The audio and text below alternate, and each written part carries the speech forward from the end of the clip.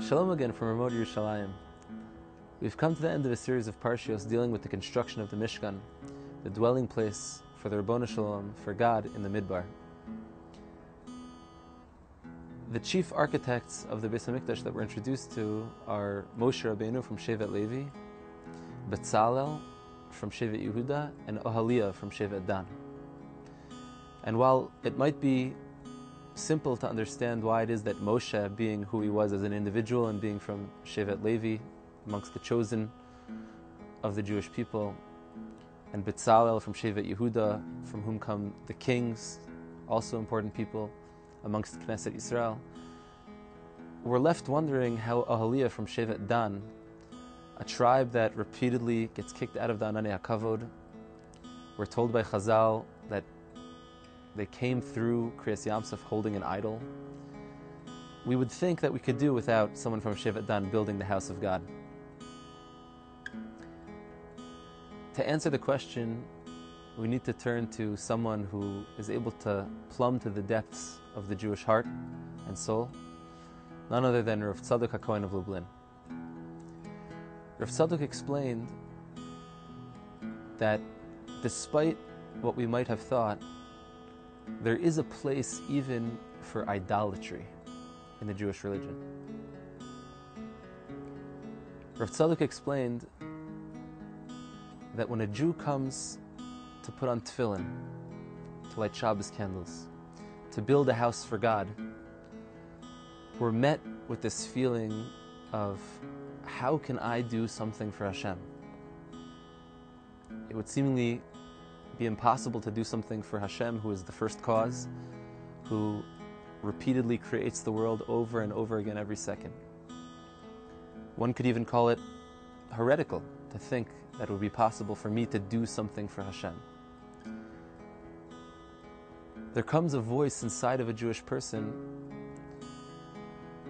that calls out from the depths and says that even though everything is telling me that it's impossible to do something for Hashem, maybe I can sanctify this idolatrous feeling of I can do something for God, a seemingly impossible task.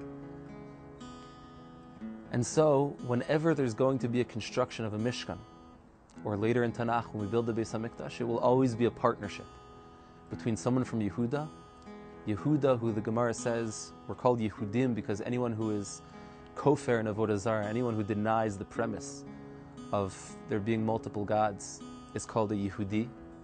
You can think of Mordechai HaYehudi from Shushan, who refuses to bow to Haman. To be a Yehudi means to deny the premise of Avodah Zarah. But the Mishkan and the Beis HaMikdash later also needs someone from Shevet Dan. Because when Yehuda comes and says, who could build a house for God?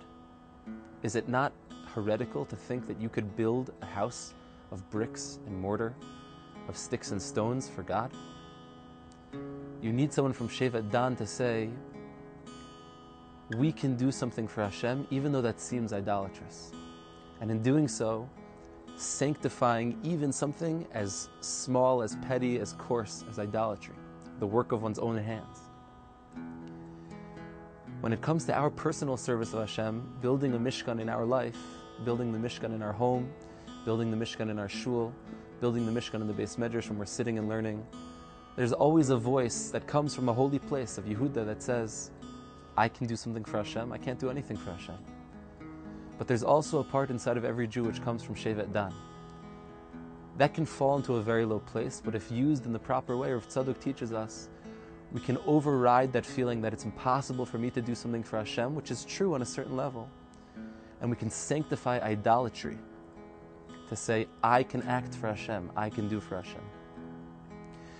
May Hashem give us the strength to know how to use the amazing koach of Shevet Dan in the right way, at the right time, and to stay far away from the koach of Shevet Dan at the wrong time. But as we're going into these last moments before Mashiach, we're told that this period that we live in is called the Ikvus of the Mashiach, the footsteps of Mashiach. The Ekev means that lowest part of the body, Dan, who is the back of the Machane, who travel all the way in the back.